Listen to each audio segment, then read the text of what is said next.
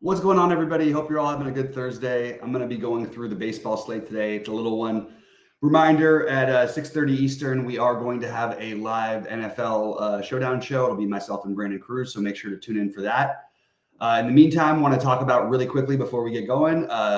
We've got some incredible packages out there that I feel like for what you're getting are the best in the industry. We have everything from SaberSim at a few dollars more, but not much. And then we've also got Sheets projections. He's out this week, but he will be here in general. Goldie's projections, all of my content, Brandon Cruz, Rody, and for League of Legends, we have Chan. So there's a lot of stuff that we're offering here. I post every day exactly what I'm doing, exposure-wise for every slate that I'm playing. As well as, all the picks. And then the bets have been really good now that it's NFL season again. I'm going to stay away from the baseball betting for a little bit. Had about a 50-50 year, maybe a little bit on the positive side, but ready to get back into the NFL. And we'd love for you guys to check that out. Anyway, I'm going to jump into it here and talk about these three gamers here and talk, see what we can find to maybe do something, or the 3-gamer and the 5-gamer, and see what we can do to find things a little bit different. Obviously, on the morning slate, Scooble is going to be, I think he'll be higher on than this, to be honest with you. I could see it being like 85, 90%. And the truth is, I probably would still play him. You see this 8 strikeout expected rate. It's just higher than you like almost ever see. And even on a full slate, it'd be tough to fade at high ownership. Yeah, I'd have more options and it would be something to consider. But I like Scooble here, and I am on the side of playing him. I completely understand the Tigers. And I don't think you need to stack on these 3-game slates. I completely understand, getting to some Tigers, but I also think you could get to some Feltner here. It's not a bad pivot play. I just think that I'm probably going to eat the chalk at pitching, and I would consider some Detroit. And this is a slate where you could even take a bat against your pitcher or something like that if you really like something. Nothing that I love from Colorado to try and take a shot against Scooble, but if you wanted to take that route, I certainly think that's viable. Reminder: Detroit Stadium plays always much better hitting during the day than it does in the evening. Cincinnati and St. Louis.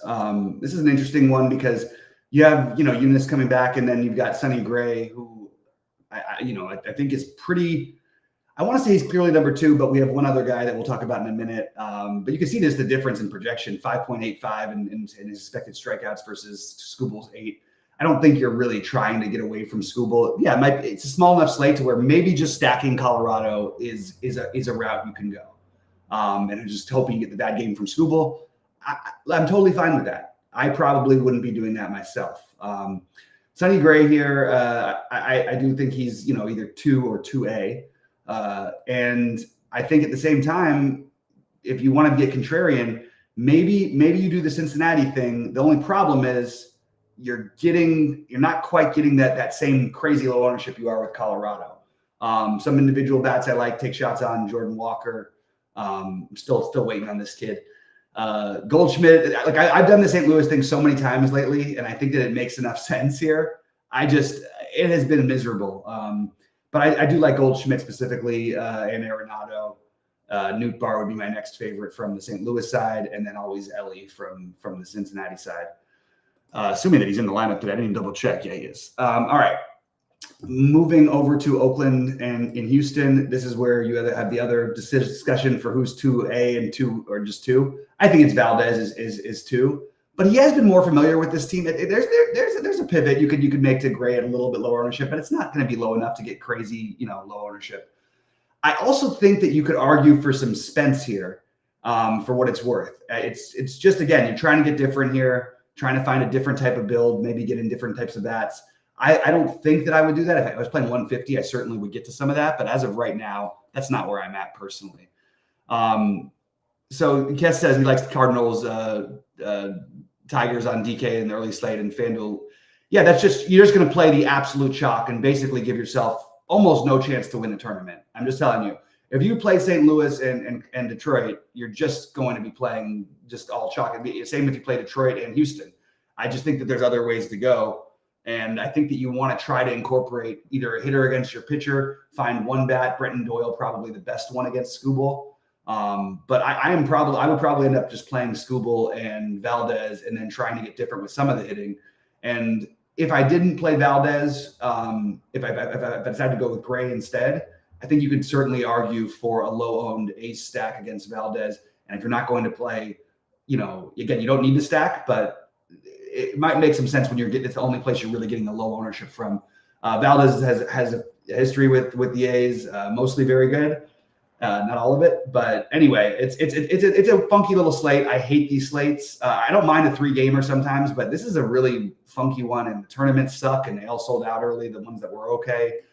So I'm not playing it really, but I did want to go through my thoughts before we get into the main slate, which is just a 5-gamer. And again, reminding you guys, 6:30 Eastern, we will be going live with Brandon Cruz before lock for the NFL. We have very different approaches in general, and it's going to be fun to do it with him. Brandon's a great guy and does a great job for us. So thrilled to have him on some showdown shows this year.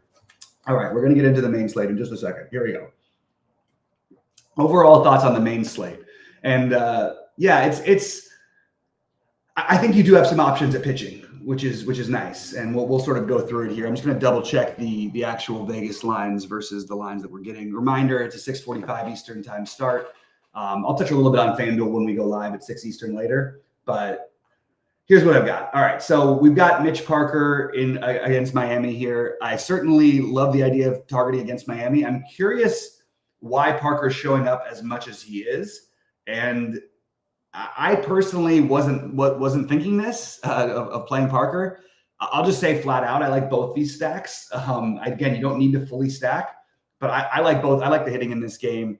Nothing special weather-wise out there, but both these teams have their struggles and are sort of playing almost minor league-ish type of talent, both at pitching-wise and hitting, and trying out some young guys and all that stuff. So I could certainly see myself getting to Washington's the chalky one.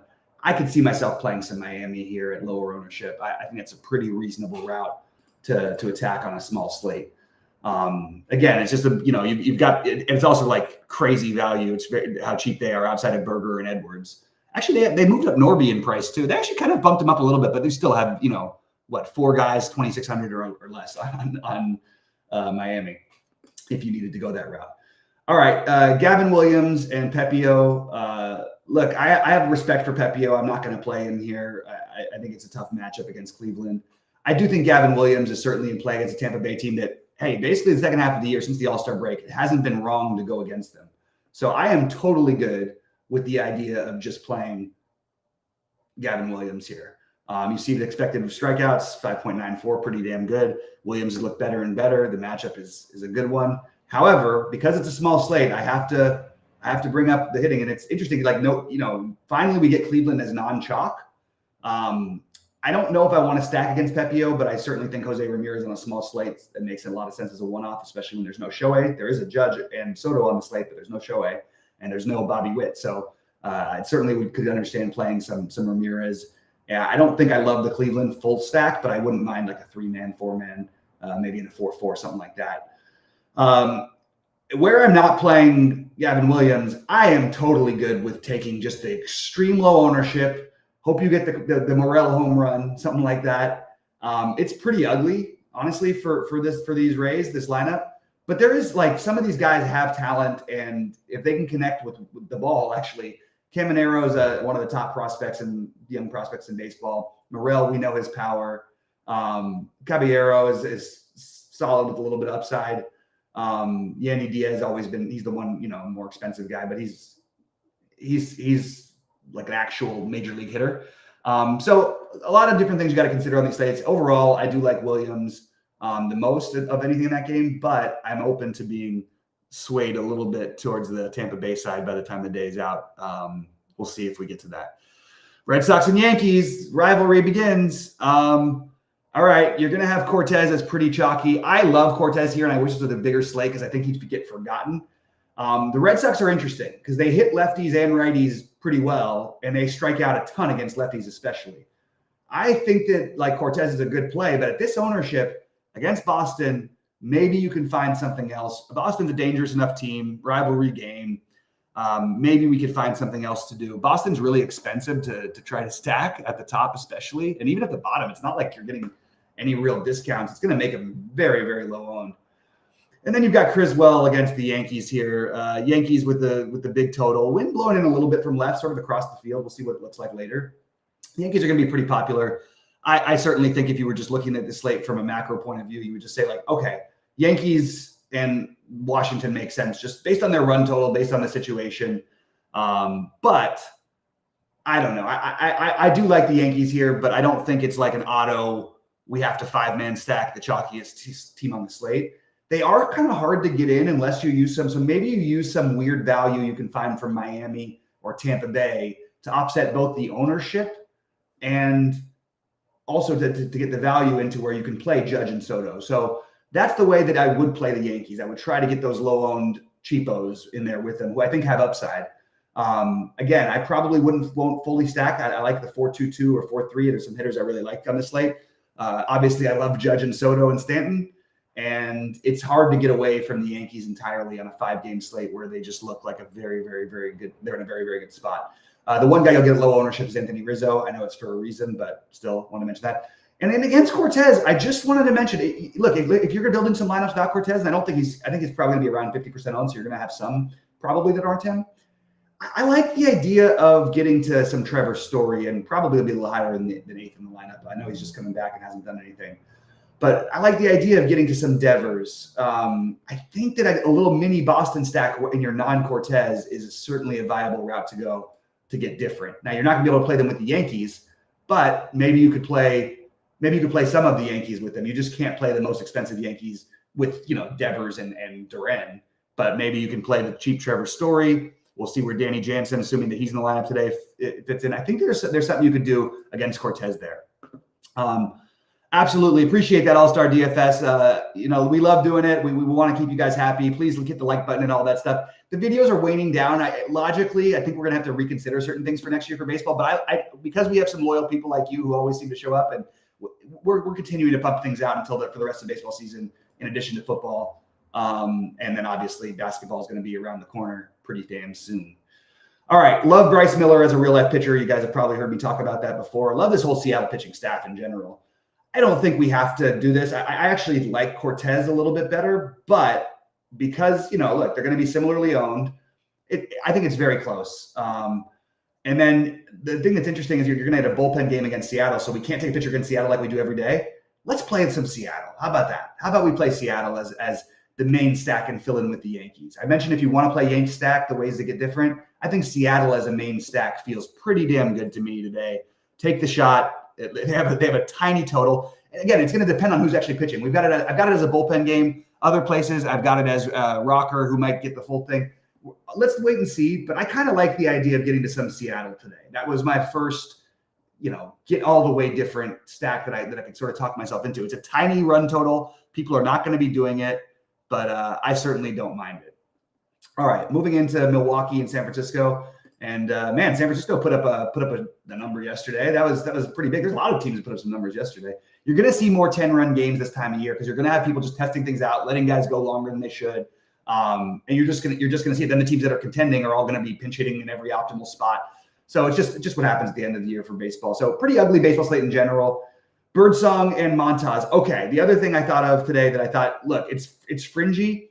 I don't mind the idea of playing Birdsong here against Milwaukee. Not optimal. It's just a way to get different, and that should be the name of the game, is the ways to get different on this slate.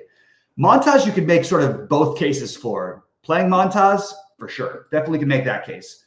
And then you have the stacks against him at low ownership. That's the other thing that appealed to me. So somewhere between San Francisco and Seattle as main stacks I get. I completely understand the Milwaukee thing, but are we really sure that San Francisco might not be the way to go here considering the ownership? So that's sort of my sum up for the slate. San Francisco, Seattle as your different full stacks or near full stacks, 4-man plus, etc.